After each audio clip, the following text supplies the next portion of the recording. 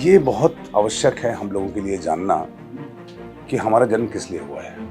विश्व युद्ध के बारे में बहुत सारी बातें हो रही हैं। लगातार विश्व युद्ध होगा या नहीं होगा, मगर उस टाइप की घटनाएं जरूर होंगी अगले साल, जो कि हर एक राजा को पूरे विश्व में तकलीफ देने के लिए बात करेंगी। हर राजा विश्व में पूरे। चाणक्य महाराज के जमाने में इमिग्रेशन पे पासपोर्ट नहीं मांगते थे, टेवा मांगते थे। क्या मांगते थे? टेवा। टेवा। हाँ। ये क्या होता है? कुंडली।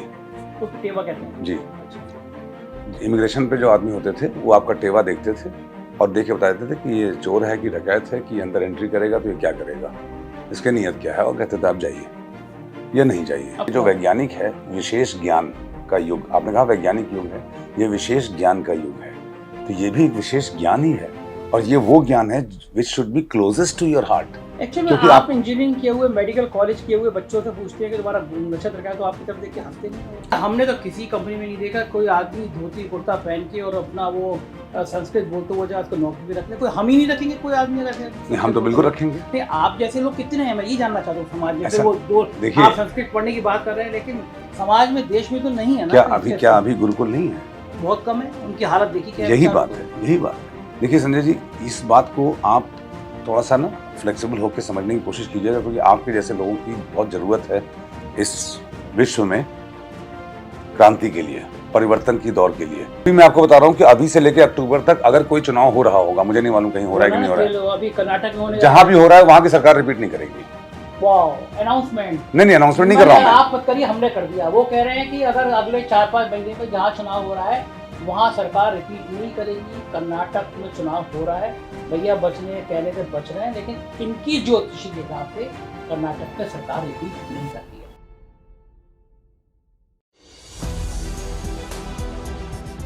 नमस्कार, मैं हूं संजय शर्मा, आप देख रहे हैं 4PM न्यूज़ नेटवर्क। देखिए, पहले मैं एक बात साफ साफ कर दूं, क्योंकि मेरे दर्शकों में से बहुत सारे दर्शक ऐसे हैं कि जो ये मानते हैं कि ज्योतिष या इस तरह की कोई चीज़ें नहीं होती हैं। तो मैं एक बात बिल्कुल पहले आपको बता दूं कि ये अपनी अपने विश्वास की बात है। ज्योतिष है या नहीं है, ग्रह नक्षत्र हैं या ये नहीं है, ये अपने अपने विश्वास की बात है। मैं खुद ज्योतिष में यकीन करता हूँ, इसलिए मैं आज आपको ये एक इंटरव्यू सुना रहा हूँ। और मैं क्यों करता हूँ ये मैं पहले बता दे रहा हूँ, और मुझे यकीन कैसे हुआ ये भी बता दे रहा हूँ। 2007 या 8 की बात है, 8 के आसपास की बात है। मुझसे 2-3 ज्योतिषी मिले अलग अलग, और उन्होंने मुझसे कहा कि मेरा 2017 से 2.5 साल खराब रहेगा। बोला आप मानसिक परेशान होंगे, तरह तरह की उलझनें सामने आएंगी, होगा कुछ नहीं लेकिन आप परेशान होंगे। अब चूंकि बहुत बात की तो मैं बात आई गई होगी। उसके बाद में थोड़ा शौक हुआ, मैंने अपनी जन्मपति 2-3 और लोगों को दिखानी शुरू करी। जैसे पत्रकारिता में तरह तरह के लोग मिलते हैं आपसे, कोई मिला तो हमने कहा अच्छा ये हमारी जन्मपत्री है। तो लगभग सबने ये बात कही कि 2017 से 2.5 साल खराब। तो मुझे को ये समझ में नहीं आ रहा था कि भाई एक आदमी पूछता है आपका नाम क्या है, क्या समय है पैदा होने का और कब वहाँ पैदा हुए। मैंने कहा ये आज सब लोग एक ही जैसी बात की बात कर रहे हैं। और यकीन मानिए कि 2017 से वो 2.5 साल, आप जो जितने मेरे व्यूअर हैं, जितने मेरे श्रोता सब जानते हैं, उन 2.5 सालों में सरकार डंडा लेके मेरे पीछे पड़ी रही। ये जांच, वो हमले, ये सब कुछ हुआ 2.5 सालों में।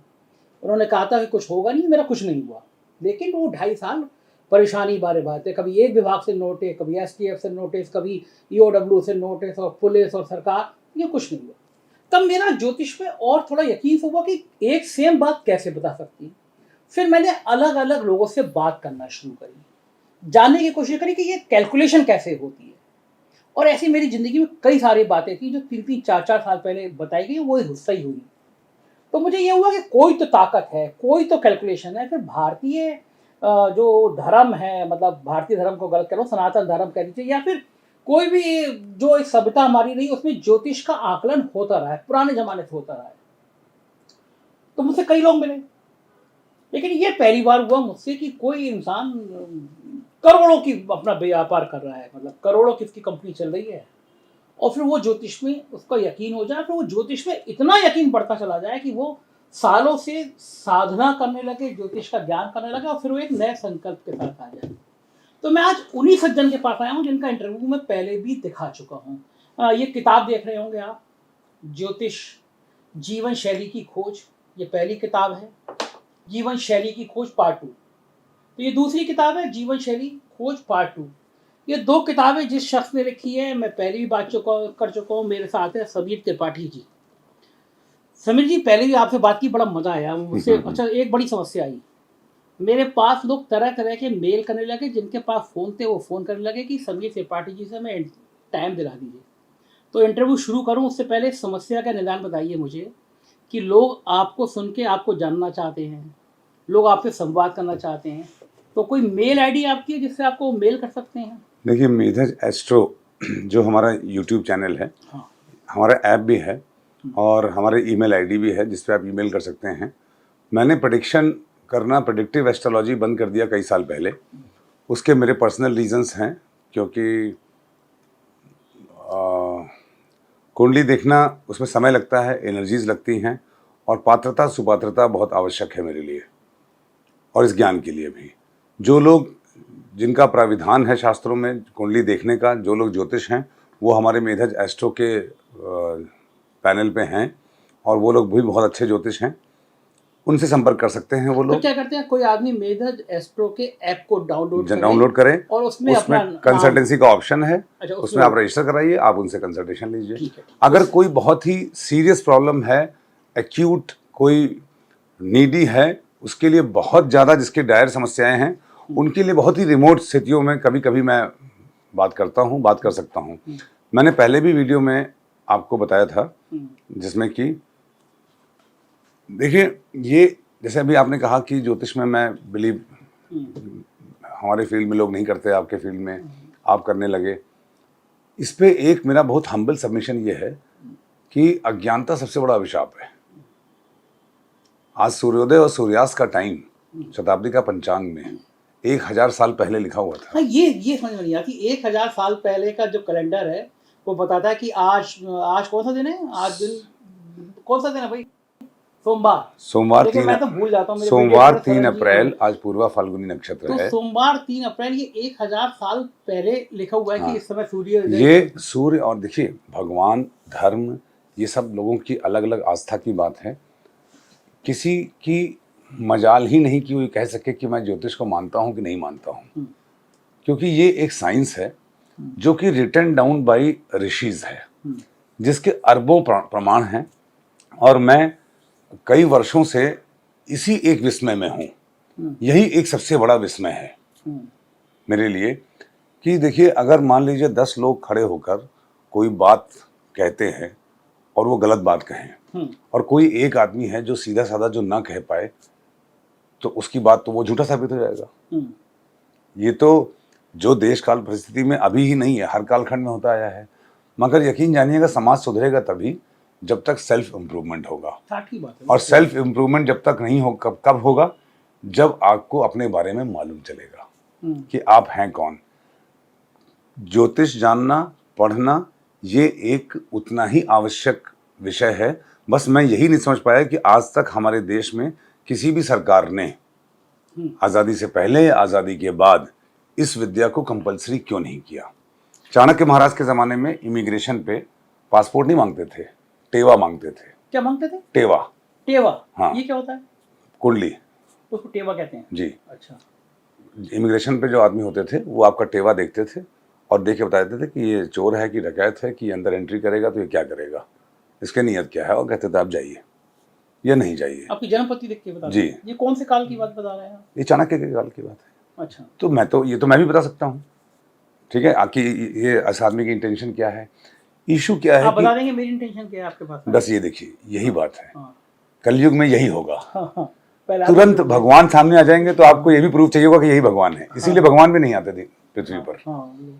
अच्छा, ये जो बैठ के तोता निकाल लेता है कि देखिए, ये अलग अलग धारणाएं हैं, अलग अलग पद्धतियां हैं, कोई पद्धति गलत नहीं है। आपके इसी यूट्यूब पे ही एक से एक काबिल ज्योतिष हैं जो कि पढ़ार हैं, मगर उनके आर्थिक हालात शायद उतने अच्छे ना हो कि वो खुल के कर पाए।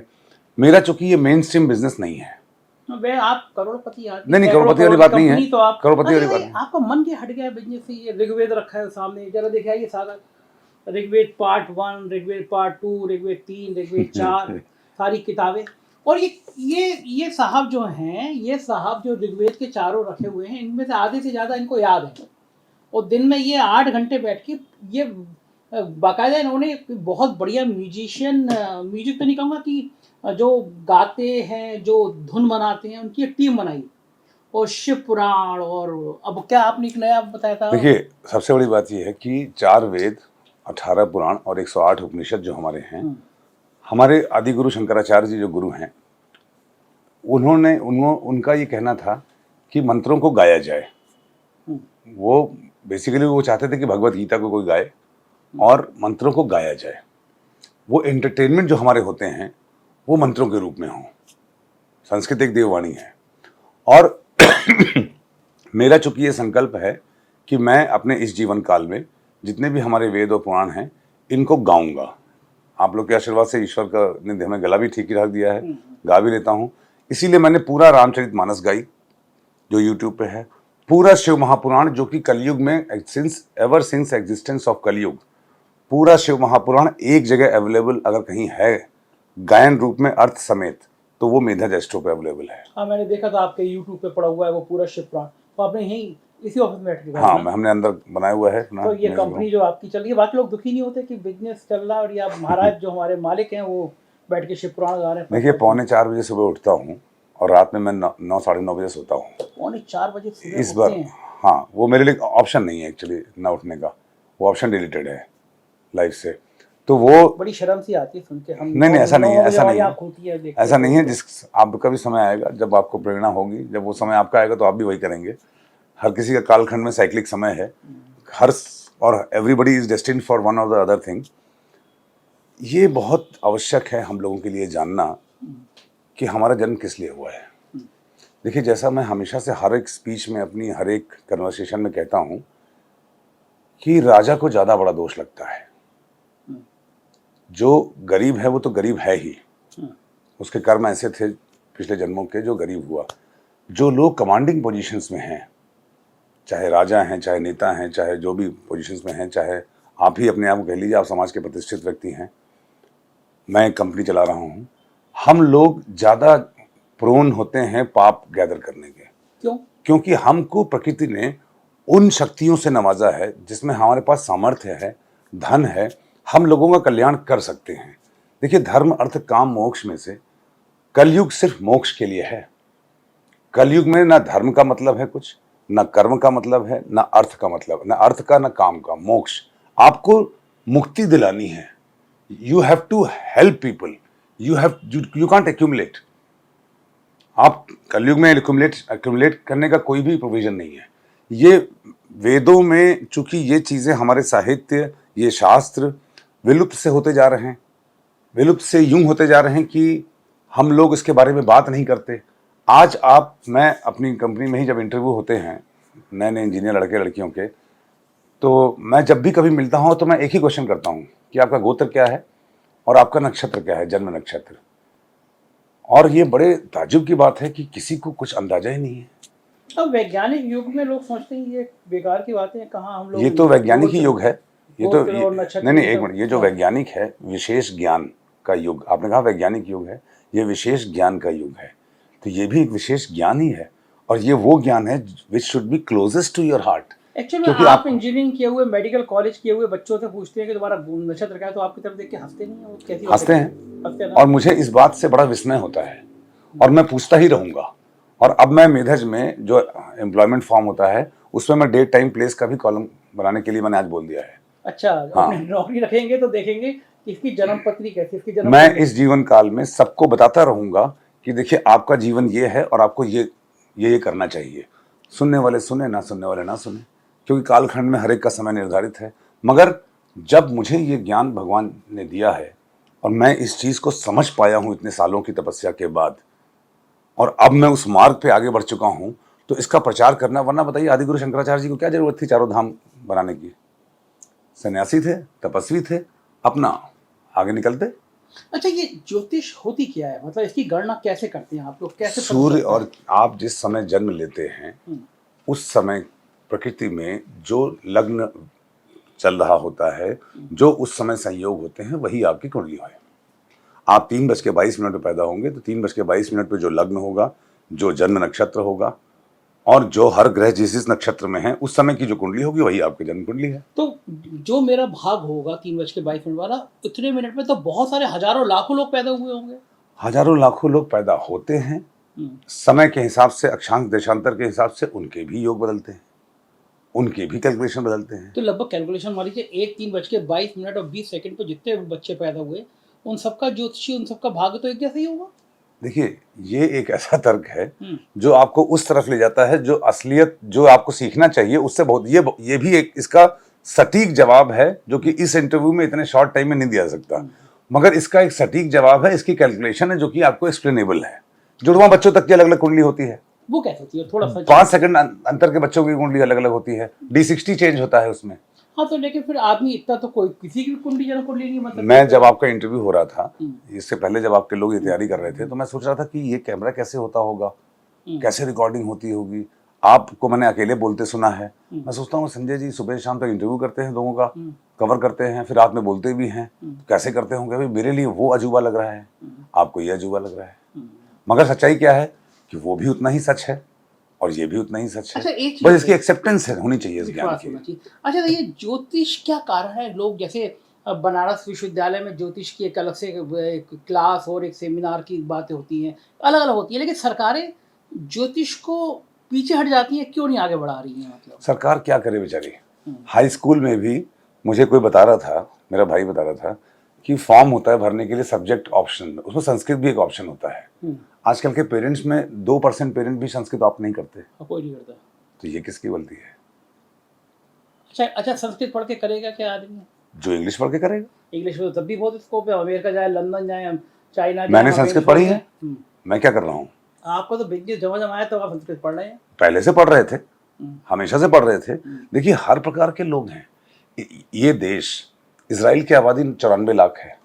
हम लोग इजराइल को नहीं जानते, वहां का हर एक आदमी एक कॉम्पिटेंट आदमी है, ठीक है। हमारे लखनऊ की ही आबादी कितनी ज्यादा है, इजराइल से ज्यादा है। इस देश की आबादी बहुत ज्यादा है।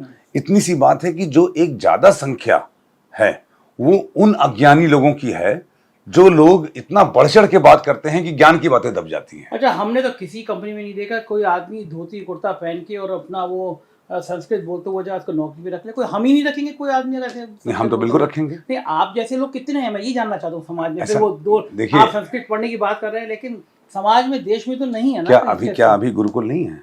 बहुत कम है। उनकी हालत देखी क्या? यही बात है, जो हालत की बात है, उसी हालत के सुधार की बात कर रहा हूँ। तो कैसे करेंगे आप, उसमें क्या करेंगे? मैं ये चाहता हूँ कि इस देश में करीब 4-4.5 हजार शहर हैं।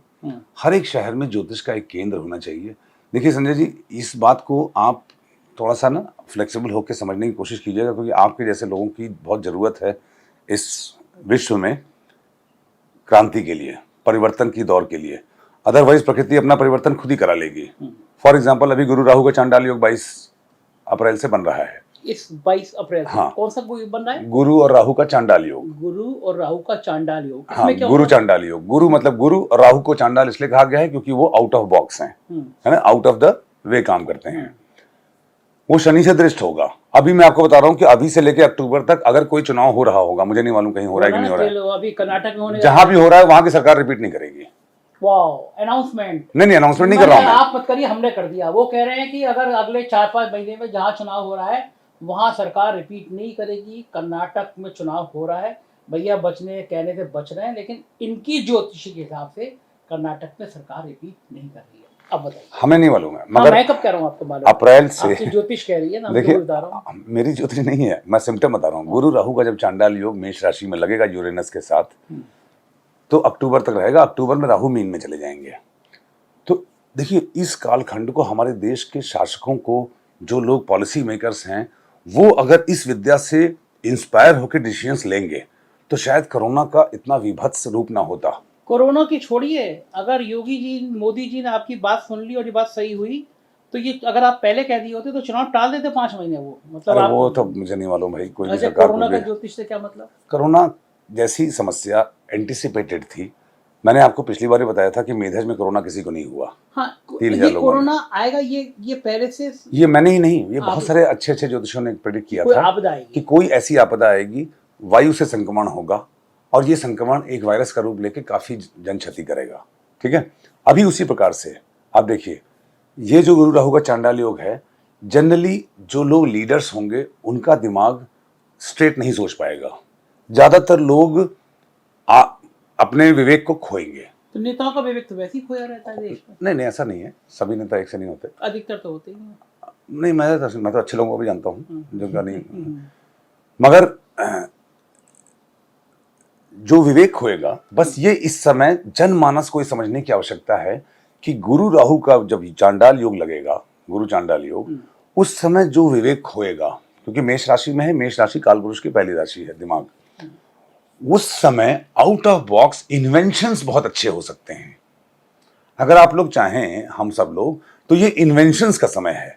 ये प्रकृति आपको कुछ वो शक्तियां प्रदान करेगी कि आप लकीर से हटके कुछ अलग बहुत अच्छा कर सकते हैं। ये 4-5 महीने, ये 4-5 महीने अच्छा, बहुत अच्छे हैं।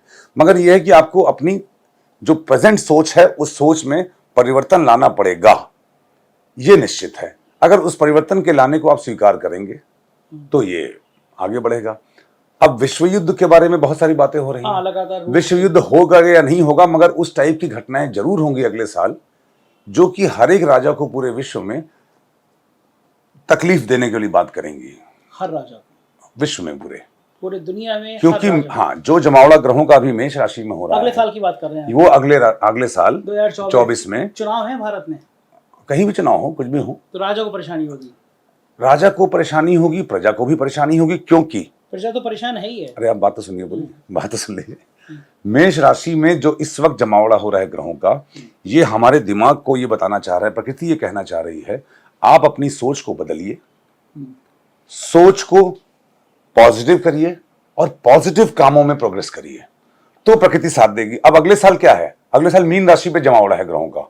मीन राशि वो राशि है जहां पे आपके पास कोई सपोर्ट नहीं है, ज्यादातर लोग हेल्पलेस हो जाएंगे, असहाय हो जाएंगे।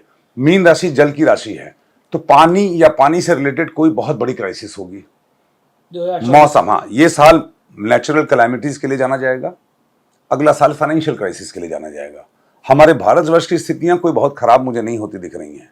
और क्या खराब होंगी? 80 करोड़ लोगों के पास खाना नहीं है, सरकार को खाना वो तो देखिए वो ये क्या देश की भाषा, जो ग्रह नक्षत्र होते हैं वो देश के भी ग्रह नक्षत्र होते हैं। बिल्कुल, तो भारत के ग्रह नक्षत्र ऐसे ही नहीं। जिस समय भारत आजाद हुआ, पूरी हिस्ट्री है, ये रिटन डाउन हिस्ट्री है कि जिस वक्त भारत को आजाद होना था, तो उन्होंने, जो भी थे, माउंटबेटन क्या नाम था उनका, उन्होंने टाइम मांगा, तो वो टाइम ही इतना कम दिया गया था भारत की आजादी का डिक्लेयर करने का, कि उसमें भी सूर्य नारायण राव जो ज्योतिष थे, वीवी रमन जी के पिताजी, उन्होंने बहुत कम अवेलेबल समय में एक पर्टिकुलर टाइम निकाला था जिसमें ऑप्शंस बहुत कम थे।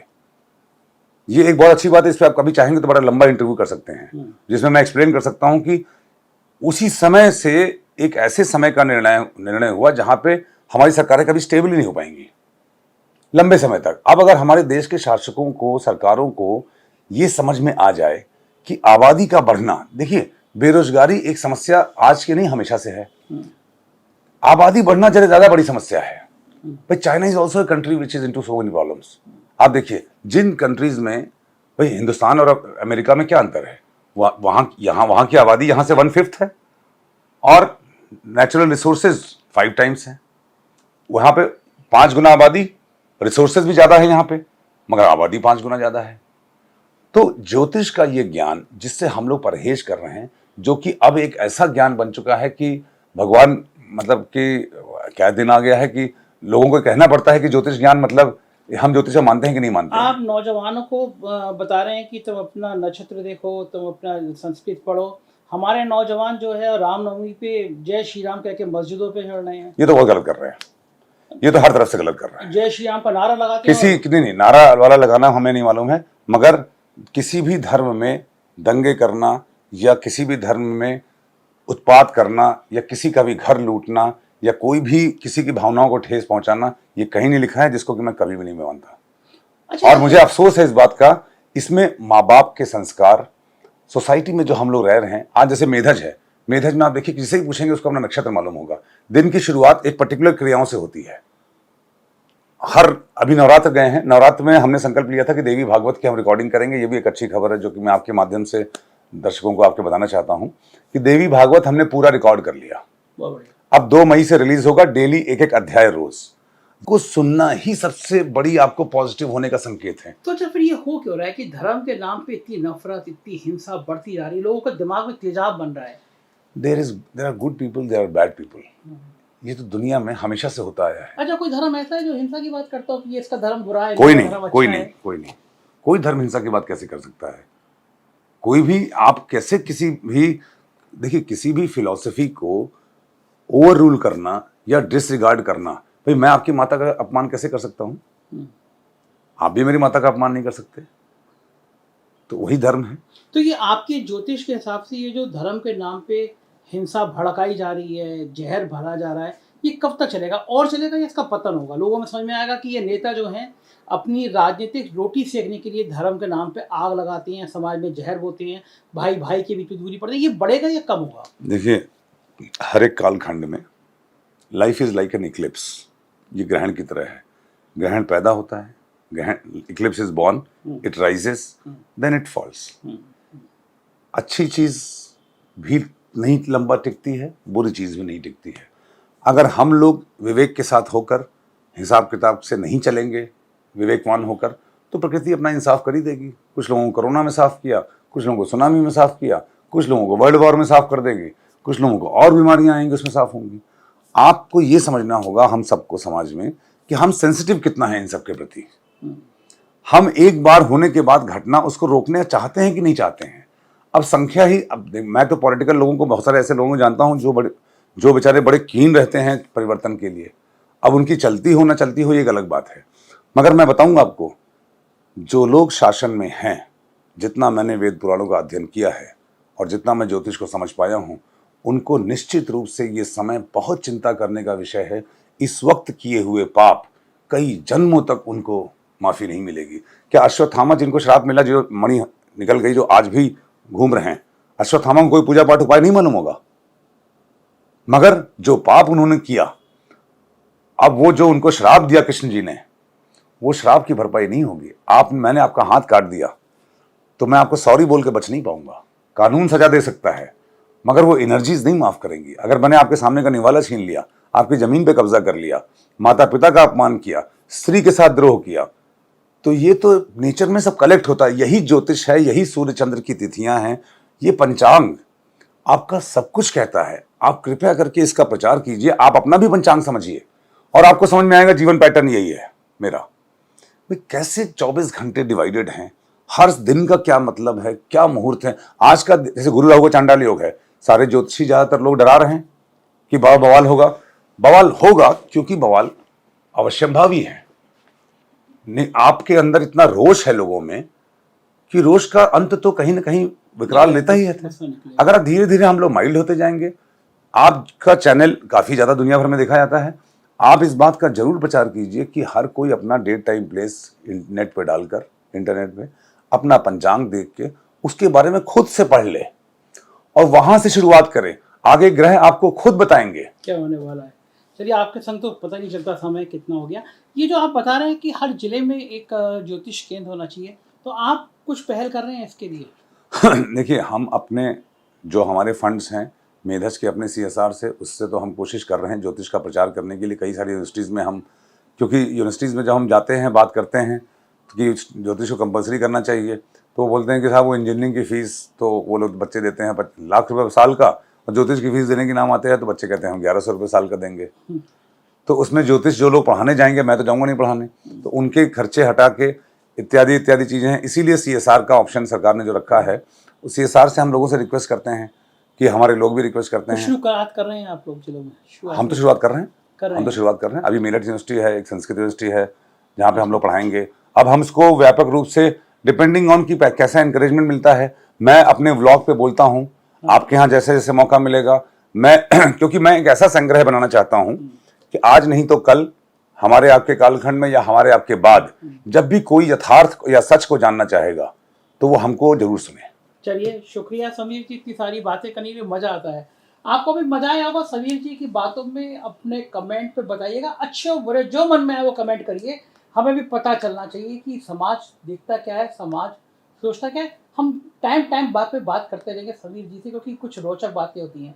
अब 13 मई को कर्नाटक का रिजल्ट आ जाएगा, तो एक बड़ी महत्वपूर्ण बात बताइए, चेक कर लेते हैं हम लोग कि सरकार रहेगी या जाएगी।